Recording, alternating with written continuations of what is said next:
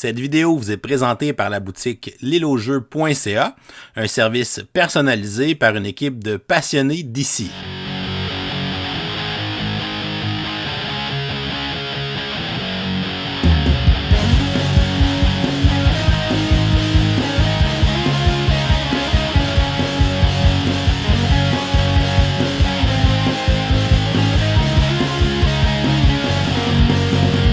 Salut les gamers, bienvenue à Professeur Board Game, je m'appelle David. Aujourd'hui à Board Game 101, je vous présente le jeu Creature Comfort. C'est un jeu qui a été publié en 2022 par Kids Table Board Game après une campagne Kickstarter. C'est d'ailleurs une petite compagnie canadienne. C'est un jeu de l'autrice Roberta Taylor qui se joue de 1 à 5 joueurs et dont les parties vont durer entre 45 à 60 minutes. Le but du jeu va être de construire son abri pour l'hiver et avoir le plus de points de confort pour l'emporter. Les joueurs incarnent des familles d'animaux qui vont tenter d'aller ramasser différentes ressources pour pouvoir s'acheter des cartes de confort ou améliorer leur habitat et tenter de marquer le plus de points de confort pour l'emporter. C'est un jeu de placement d'ouvriers avec des dés, avec une petite gestion de prise de risque à l'intérieur. Alors, Creature Comfort, je vous montre comment on joue, ensuite je vous dis ce que j'en pense, et comme on est lundi, en fait, je vais vous donner la question du jour pour participer au concours du lundi pour le mois de mai 2022. On va installer une partie pour 2 joueurs. Premièrement, on va placer le plateau principal au milieu de la table. Et sur celui-ci, on va aller placer la tuile but à son endroit respectif. Et on va aussi aller placer la roulette de la rivière à son emplacement respectif en prenant soin d'aligner les lignes foncées avec les séparations sur la roue de la rivière. On va ensuite former les pioches de cartes vallée pour la forêt et la prairie. On va donc prendre toutes les cartes vallée-forêt. On va les placer par saison. On va placer les 2 cartes de l'automne sur le dessus de la pioche, les 3 cartes de l'été au milieu et les 3 cartes du printemps sous la pioche. Et on va ensuite la retourner de l'autre côté et la placer sur le plateau principal de façon à ce que ce soit les cartes du printemps qui soient sur le dessus. Et on va faire la même chose avec les cartes vallées de la forêt. Et on va aussi les placer de ce côté-là pour que les cartes du printemps soient au-dessus. On va former une réserve avec les différents jetons de ressources dans le jeu. On a 2 types de ressources. Il y a les matériaux qui sont les pommes, le bois, la pierre, la ficelle, le blé et les champignons. Donc ce sont les 6 ressources de matériaux. Ce sont elles qu'on va utiliser pour pouvoir fabriquer des cartes confort ainsi que des améliorations pendant la partie. Et les 3 autres ressources ne sont pas des matériaux. On a les histoires, les pièces et on a les jetons de leçons apprises. On va mélanger les cartes confort et on va les placer à côté du plateau pour former une pioche. On va ensuite révéler les 4 premières cartes confort sur les 4 emplacements du plateau dans le nid du hibou. Ce seront les cartes disponibles en début de partie. On va ensuite mélanger les cartes amélioration et on va les placer à côté du plateau pour former une pioche. Et de cette pioche, on va révéler les 6 premières cartes d'amélioration dans les 6 emplacements sur le côté du plateau qui sont associés aux valeurs de 1 à 6 sur le dé. Les cartes amélioration pourront être construites en cours de partie pour nous donner des petits pouvoirs ou des effets de scoring de fin de partie. Certaines cartes amélioration vont avoir un jeton spécial qui leur sera assigné. C'est le cas pour l'amélioration de la brouette. On va donc placer un jeton brouette sur cette amélioration. Et c'est la même chose avec l'amélioration de l'almanach. On va aller placer un jeton d'almanach sur cette carte. Et les autres jetons brouette et almanach pourront être placés sur le côté du plateau. On va mélanger les cartes voyageurs et on va les placer face cachée sur l'auberge du plateau principal. Chaque joueur va se choisir une famille d'animaux et va prendre le plateau demeure de cette famille, ainsi que ses 4 maisons, ses 4 ouvriers et ses 2 dés familles à sa couleur. On va placer nos 4 maisons sur les emplacements qui sont à gauche de notre plateau demeure. À chaque fois qu'on va construire des améliorations, on va déployer nos maisons et ça va nous débloquer des points de confort à la fin de la partie. Chaque joueur va piocher 3 cartes confort, va les regarder et va en conserver 2 pour placer dans sa main de départ et la 3e sera placée dans la défausse. On va ensuite déterminer le premier joueur qui dans ce jeu s'appelle le lève-tôt, c'est donc le joueur qui s'est levé le plus tôt et on va lui donner le jeton du ver de terre et on va aussi lui remettre les 4 dés village. Ensuite, selon le nombre de joueurs, certains joueurs peuvent recevoir des compensations de pièces au début de la partie, mais ce n'est pas le cas dans les parties à 2 joueurs, puisqu'on sera le lève-tôt, la moitié des tours chacun. Mais si on faisait une partie à 3 joueurs, à ce moment-là, le 3e joueur recevrait une pièce de compensation, puisqu'il sera seulement lève-tôt 2 fois dans la partie, alors que les 2 autres joueurs le seront 3 fois. Une partie de Creature Comfort se joue en 8 manches qui sont appelées des mois.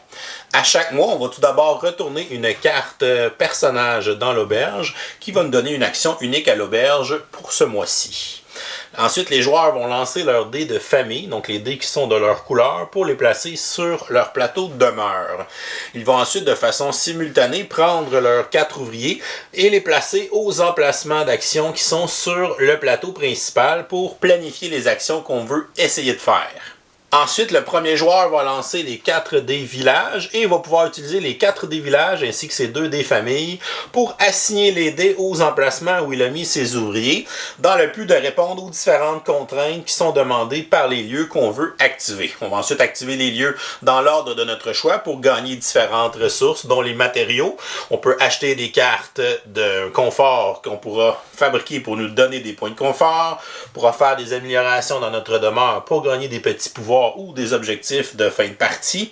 Et on va aussi évidemment ramasser des ressources dans les vallées selon ce qui est disponible à ce mois-ci. Et une fois que le premier joueur aura terminé d'activer ses actions, il va donner les dés villages au deuxième joueur qui lui va aussi les utiliser avec ses dés famille pour aller activer les emplacements d'action où il avait mis ses ouvriers.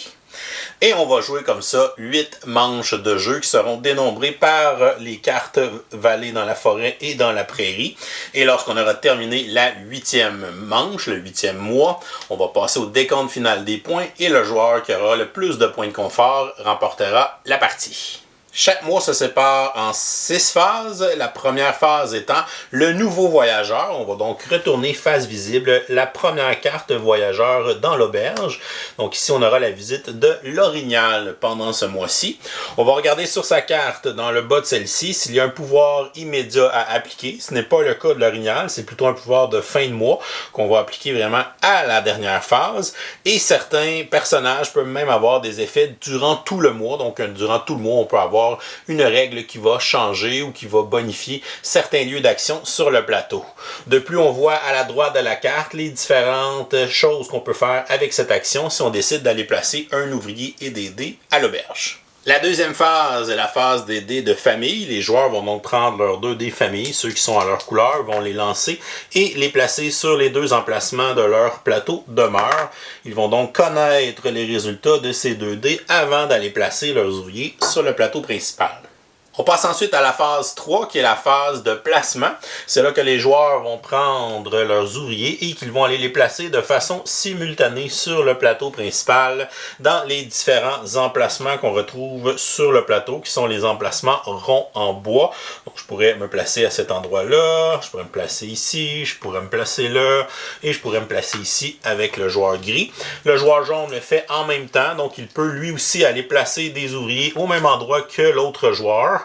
Mais la seule contrainte qu'on peut faire, qu'on ne peut pas faire en fait, c'est qu'on ne peut pas placer 2 ouvriers de la même couleur dans le même emplacement, mais on peut avoir 2 ouvriers de couleurs différentes au même endroit. Donc je pourrais essayer d'aller là, je vais plutôt aller ici avec mon lapin, je vais ensuite aller à l'auberge et je vais aller ici.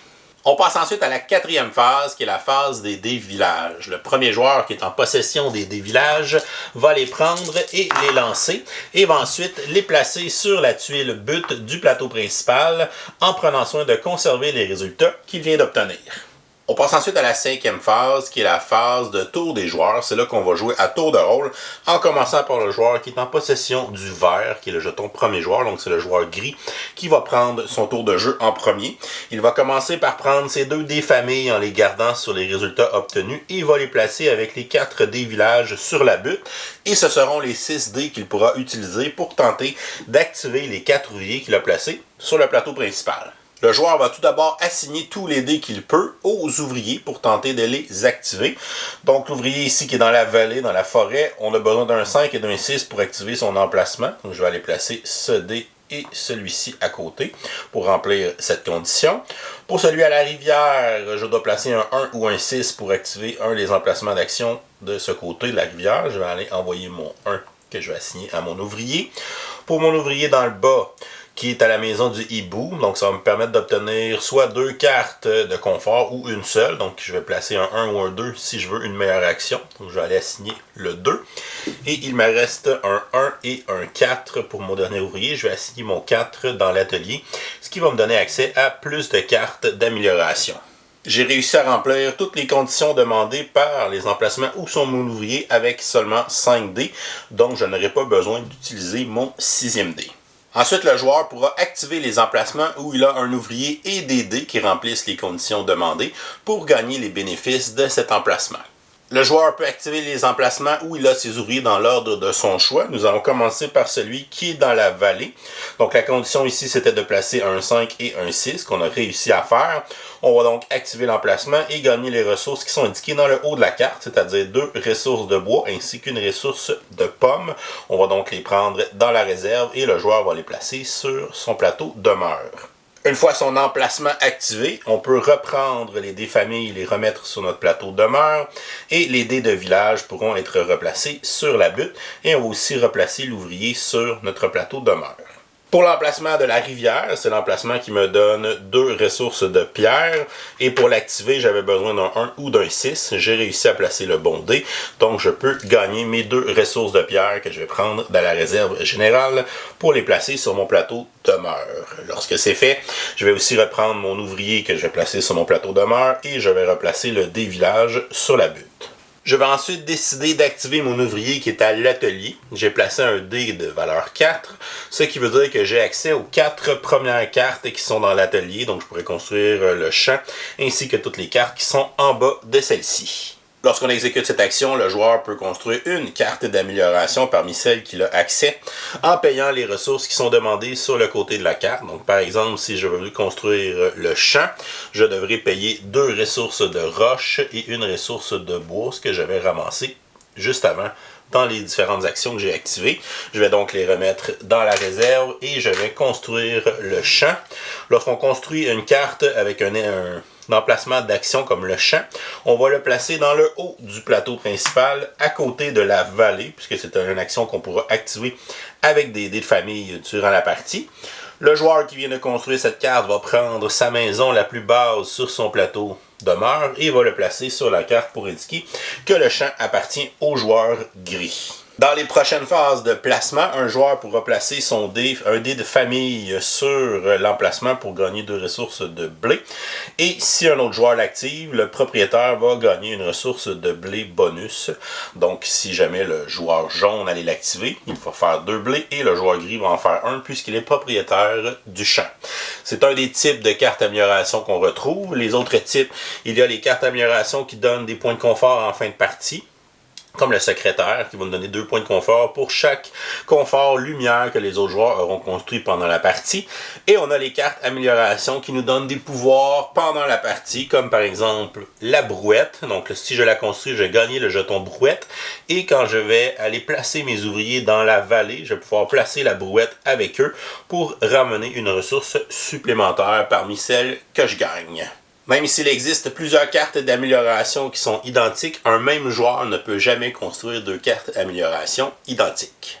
Lorsque le joueur a terminé son action à l'atelier, on va glisser les différentes cartes vers le bas pour remplir les emplacements libres et on va révéler une nouvelle carte amélioration dans l'emplacement du haut.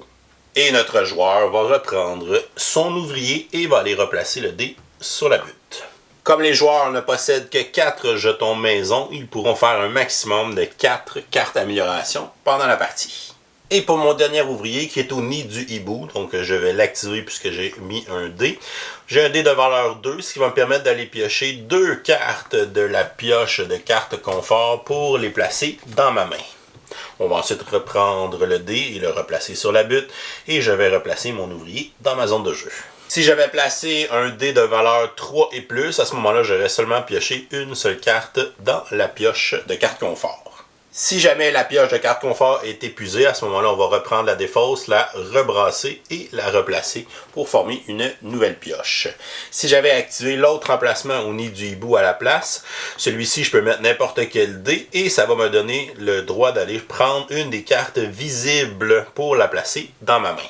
Et si un joueur gagne une carte visible dans sa main, à ce moment-là, on va décaler les cartes et on va en révéler une nouvelle face visible sur le plateau. Lorsque j'ai terminé d'activer mes 4 ouvriers, je vais reprendre aussi mon dé famille que je n'ai pas utilisé. Et maintenant, le joueur peut construire des cartes de confort qui sont dans sa main pour les placer dans sa zone de jeu. Ce sont des cartes principalement qui vont nous donner des points de victoire, qui est le chiffre indiqué dans le cœur. Certaines cartes confort ont même un type. Donc ici, c'est une carte vêtement avec le petit icône dans le coin de la carte. Et on voit le coût de fabrication qui est indiqué sur le côté. Donc ça va me coûter une ressource de bois, une ressource de ficelle et une ressource de pomme. Je n'ai malheureusement pas de ficelle, donc je n'ai pas assez de ressources pour le construire. Et c'est le cas avec toutes les autres cartes aussi qui sont dans ma main.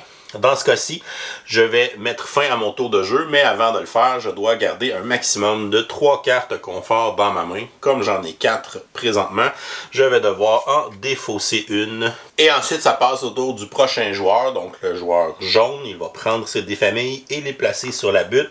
Et il devra utiliser ses 6 dés pour tenter d'activer ses ouvriers. Donc les joueurs doivent conserver les dés villages sur les mêmes valeurs pour que chaque joueur puisse avoir le même casse-tête. Sauf pour les dés familles qui seront différents pour chaque joueur.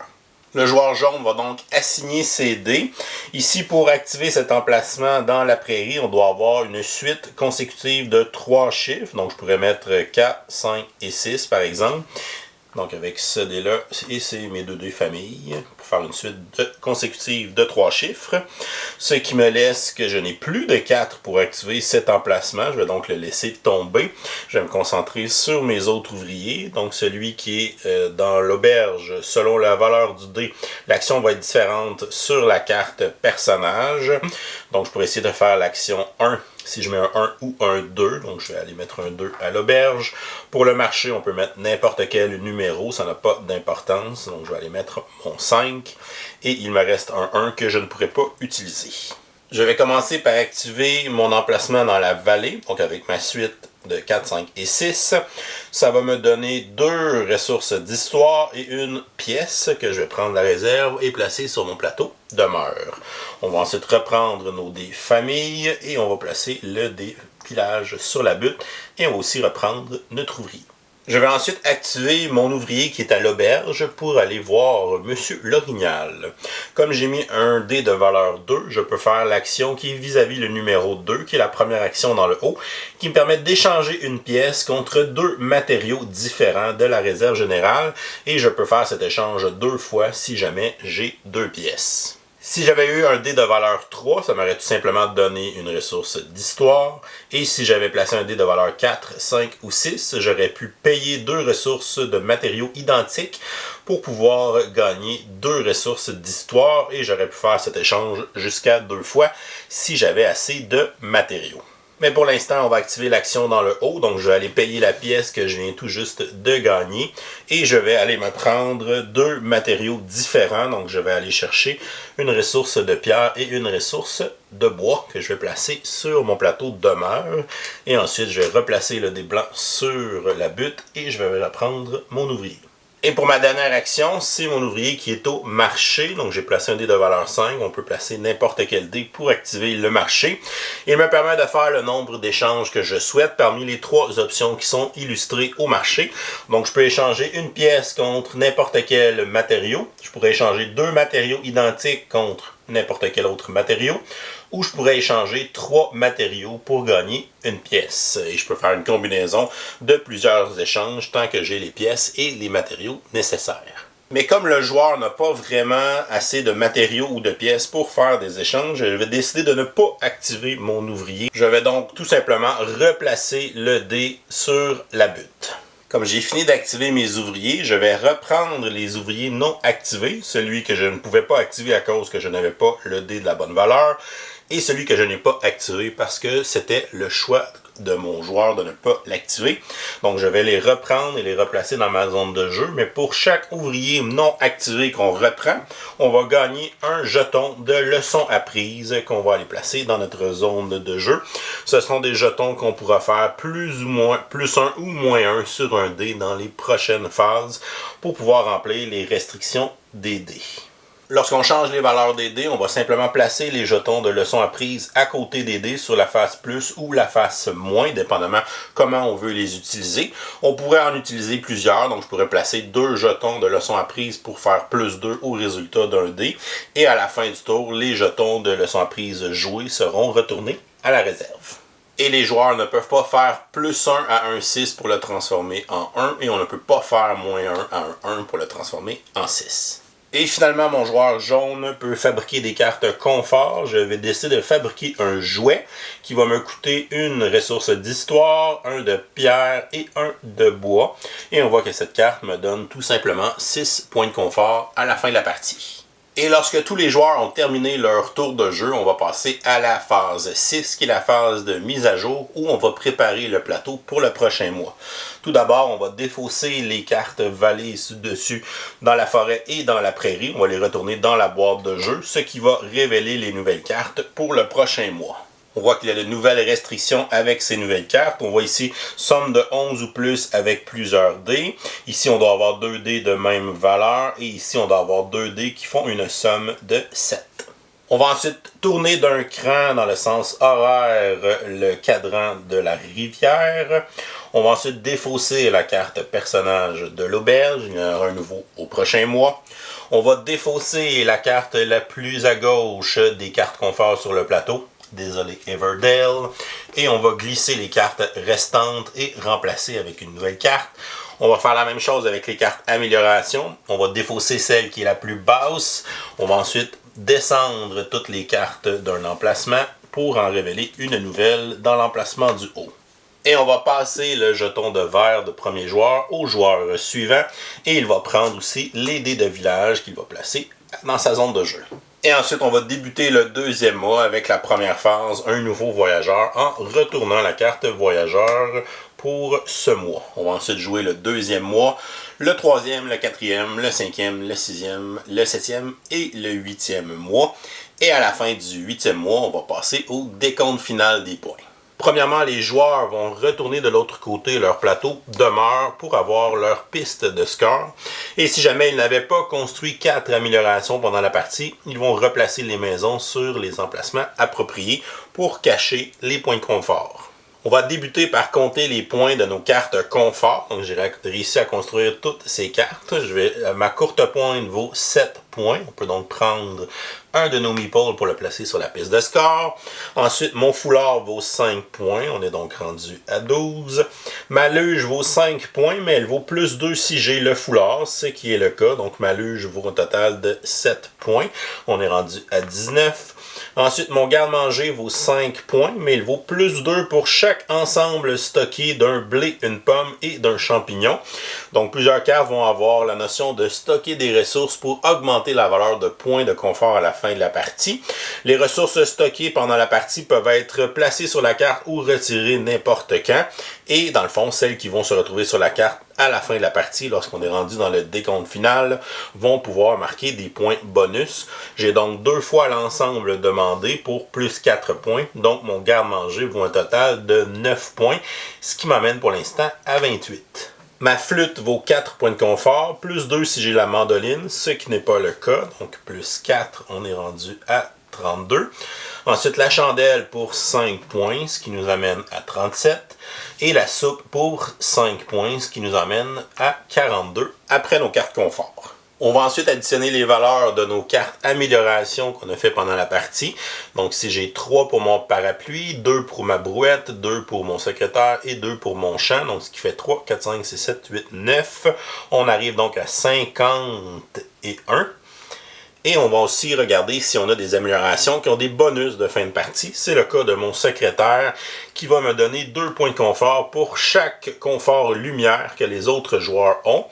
Donc mon adversaire, disons qu'il en a fait 2, donc ça me donnerait 4 points à ce moment-là bonus avec le secrétaire. Tous les espaces maison qui sont libres, où on voit les valeurs de points de confort, on va les marquer. Donc j'ai réussi à faire mes 4 améliorations. Donc ça me fait un total de 8 points pour les 4 emplacements maison qui sont maintenant libres. On est donc rendu à 63 points. Et finalement, pour nos ressources restantes, les ressources d'histoire vont nous donner 2 points chacune, donc 2 points. Les pièces, 1 point chacune. Et les matériaux, donc pour chaque 3 matériaux, on va faire 1 point. Ce qui me fait un total de 67 points pour ma partie. Le joueur qui a marqué le plus de points de confort sera déclaré vainqueur. Et si jamais on a une égalité, tous les joueurs gagnent et c'est encore mieux que de passer l'hiver seul. Et voilà, c'est comme ça qu'on joue à Creature Comfort. Je vous reviens avec mon opinion personnelle. Qu'est-ce que je pense de Creature Comfort? Premièrement, je voulais souligner que j'ai la version Kickstarter Deluxe, donc il se peut que certains du matériel à l'intérieur du jeu soient différents dans la version qu'on va retrouver en magasin éventuellement. Pour les côtés positifs, évidemment, j'ai une version de luxe, donc le matériel est vraiment sensationnel. Les belles ressources de bois qui sont gravées en plus de ça, donc c'est vraiment magnifique. On a aussi un insert pour les ranger, donc tout est déjà classé. On fait juste placer le couvercle par-dessus. C'est facile pour la mise en place parce que justement, on n'a pas 9 sacs de plastique à ouvrir puis à classer ça, puis à faire des petits tas sur la table. Donc c'est vraiment très bien d'avoir pensé à ça. On a aussi la même chose dans la boîte, on a un insert de rangement pour que tout tienne en place, fait que ça c'est quand même très bien. Les illustrations dans le jeu, c'est très cute, c'est très familial, donc des petits animaux de la forêt, donc c'est les thématiques qu'on aime. On sait qu'Everdale a eu beaucoup de buzz cette année avec la version française, donc on est un peu dans la même veine pour la thématique. Donc les petits animaux qui vont aller chercher des ressources, qui vont tenter d'améliorer leur abri pour l'hiver, pour pouvoir avoir le plus de confort. Fait que c'est une belle petite thématique accessible et chaleureuse. Dans la version Kickstarter, on avait l'opportunité de l'acheter directement en version française. Je veux quand même spécifier qu'il y a eu beaucoup d'erreurs dans la traduction, mais la compagnie a vraiment bien fait ça parce que quand on recevait notre Kickstarter, on avait environ la moitié des cartes, que ce soit les cartes confort, les améliorations. Donc la moitié des cartes du jeu, on avait des cartes de remplacement où on avait justement corrigé ces erreurs-là, qui étaient des fois des fautes d'accord, des fautes de frappe, des fautes de structure de phrase. Fait qu'il y avait vraiment beaucoup d'erreurs en traduction, mais la compagnie a fourni les cartes de remplacement directement. Donc ça, chapeau pour avoir fait ça, parce que je pense que ça aurait fait beaucoup de grogne. Pour la version en magasin, je pense que c'est Matago qui va s'occuper de cette version magasin-là en français. Donc, comme ils sont habitués de faire des relocalisations, je pense pas qu'il va y avoir de problème de ce côté-là. J'ai trouvé ingénieux l'idée de mettre la piste de score individuelle de chaque joueur de l'autre côté de son plateau de mort au lieu de faire l'espèce de grosse piste autour du plateau. Donc ça fait changement. Puis on fait le scoring juste à la fin de la partie. Fait que on sait jamais qui va gagner vraiment pendant la partie parce qu'on ne sait pas combien chacun est rendu à faire de points. Sinon, pour le gameplay, c'est un placement d'ouvriers assez de base, dans le sens où on va placer des ouvriers, on va ramasser des ressources, les ressources vont nous servir à construire des cartes qui vont nous donner des points ou qui vont nous donner des petits pouvoirs en même temps avec les cartes d'amélioration. Donc on réinvente pas le genre du jeu de gestion de ressources, du jeu de placement d'ouvriers, mais on y met une fameuse twist que j'ai quand même trouvé intéressante, c'est le petit côté de planification, puis un petit peu de pousser ta chance parce que tu lances tes dés familles, donc tu connais 2 résultats sur les 6 dés que tu vas pouvoir utiliser. Après ça, tu fais ta planification. Après ça, tu places tes ouvriers. Et après, on va lancer les 4 dés du village. Et là, on va voir un peu les 6 résultats qu'on va avoir à travailler avec. Fait que c'est un petit casse-tête, des fois, de prendre une chance ou de... Si tu places tes ouvriers de la façon à ce que tu as besoin de 6 dés, de 6 valeurs spécifiques, ben, il y a des bonnes chances que tu puisses pas activer un emplacement parce que justement les dés ne lanceront pas les résultats que tu avais besoin. Mais si tu fais une planification un peu moins serrée, que tu as besoin de 5 dés sur 6, fait que là tu vas peut-être avoir le jeu d'avoir les bons résultats pour activer tous tes emplacements. Fait que c'est à toi de gérer un peu ce risque-là. Puis ce petit côté-là, je l'ai trouvé différent parce que le fait qu'on place tous nos ouvriers en même temps, donc, c'est la planification qui est simultanée, mais c'est vraiment le casse-tête après ça d'aller assigner les dés. Quand ça vient à mon tour de jeu, ben là, j'ai le bassin de 6 dés, les 4 du village, plus les 2 que je connaissais déjà qui sont mes dés familles. Et là, j'essaie de les assigner aux bons endroits pour pouvoir justement activer des actions. C'est un jeu que c'est pas si grave que ça si une fois de temps en temps tu as une action que tu peux pas activer. Comme vous avez vu, il y a une compensation qui est intéressante, c'est les jetons qui te permettent justement de modifier les dés, faire des plus ou des moins 1. Fait que c'est quand même intéressant. Oui, tu n'as pas activé une action ce tour-là, mais ça va peut-être te permettre d'activer toutes tes actions dans le tour suivant. Fait que c'est une belle compensation, puis ça s'équilibre bien au final là, dans le jeu. J'aime beaucoup les cartes d'amélioration parce que c'est là qu'on va aller chercher peut-être des petits pouvoirs qui vont nous donner un petit avantage dans un aspect du jeu, où on peut aller chercher des scorings de fin de partie, on peut aller faire un emplacement d'action que si les autres joueurs utilisent, ça va nous donner aussi des ressources en même temps. Fait que j'ai trouvé le fun de la versatilité des pouvoirs des cartes amélioration. Les cartes confort, on a des petites synergies de temps en temps. Si on a deux cartes ensemble, on a un petit bonus de points, ou si on réussit à stocker telle ressource sur la carte, on va augmenter un peu les points de ces ressources à la fin de la partie. Fait que c'est quand même des petits aspects qui sont intéressants, puis on va essayer de se développer des petites synergies entre les pouvoirs de nos cartes amélioration puis les cartes confort qu'on va essayer de construire. On a un mode solo dans le jeu. Dans le fond, la seule différence avec le mode de base, c'est qu'on va enlever certaines cartes de personnages, on va enlever certaines cartes d'amélioration qui font référence aux autres joueurs. Évidemment, comme on joue tout seul, ces cartes-là ne seraient pas très utiles de toute façon. Et c'est un mode solo de battre son propre score. Fait qu'on a une échelle de score, puis dépendant combien on a eu, mais on va voir qu'est-ce qu'on a fait comme résultat. Donc, c'est pas nécessairement le mode solo le plus stimulant, mais il est là si on veut l'essayer en solitaire.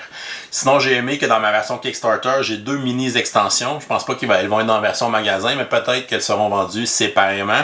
La première mini-extension, c'est les talents qui vont nous donner des petits pouvoirs variables pour chaque joueur, ce qui est quand même toujours de quoi d'intéressant dans tous les jeux de société, en fait. Et la deuxième mini-extension, c'est des cartes de rêve qui sont en fait des objectifs secrets qu'on va essayer d'accomplir pendant la partie. Ça, j'aime beaucoup cette twist-là, donc très intéressante. Ces 2 mini-extensions. Peut-être qu'on peut les ignorer dans notre première partie, mais dès notre deuxième, je pense que c'est des trucs qu'on peut intégrer dans notre partie pour avoir un peu plus de variété. Pour les côtés négatifs, c'est un jeu qui peut jouer jusqu'à 5 joueurs. À 4 ou 5 joueurs, ça commence à s'étirer, donc ça devient quand même long avec ça revient dans notre tour de jeu pour pouvoir faire la phase d'action. Et si on joue à plus de 3 joueurs, je vous conseille fortement d'y aller pour la version courte, donc de jouer 6 mois au lieu de 8. Et de 1 à 3 joueurs, je pense que 8 mois, ça peut devenir intéressant. Sinon, pour les cartes d'amélioration puis les cartes de confort, il n'y a quand même pas beaucoup de modèles de cartes différentes. Chaque carte revient comme 3-4 fois. Donc, on revoit souvent les mêmes cartes. C'est le fun parce qu'on peut aller chercher les synergies plus facilement avec les combos qu'on a à faire. Mais à un moment donné, je pense que ça vient redondant de toujours revoir un peu les mêmes cartes. Fait que j'aurais mis peut-être un peu plus de variété dans les cartes de confort et dans celles d'amélioration. Les combos des cartes confort qui ont des synergies, j'ai trouvé qu'il manquait un petit peu de croustillant, donc c'était d'avoir un petit 2 points de plus ou une petite affaire comme ça, donc j'aurais aimé que les synergies soient plus intéressantes, peut-être justement d'avoir d'autres sortes d'objectifs pour ramasser des types de confort différents, ou d'avoir des bonus avec les différences icônes justement de famille, là, les vêtements, les lumières, la nourriture, ces trucs-là, où il y a certaines cartes d'amélioration qui vont faire référence à ça, mais j'aurais aimé qu'on utilise un peu plus ce concept-là, peut-être ajouter des petites collections d'ensemble, si on réussit à avoir un de chaque type ou des trucs comme ça, ou d'augmenter un peu l'effet des synergies pour donner peut-être des ressources bonus quand on réussit à avoir ces deux-là ensemble au lieu de juste avoir un petit bonus de points. Donc d'ajouter un peu plus de crunchy là, à ces combos-là pour que ce soit encore plus fun à déclencher. Somme toute, Creature Comfort, je vais donner une note de B-. Je pense que c'est un bon jeu de placement d'ouvriers d'introduction. Ça pourrait prendre la place d'un jeu comme Stone Age parce que je pense qu'il mélange le placement d'ouvriers avec un aspect de hasard de dés, ce qui est un peu le même principe dans celui-là.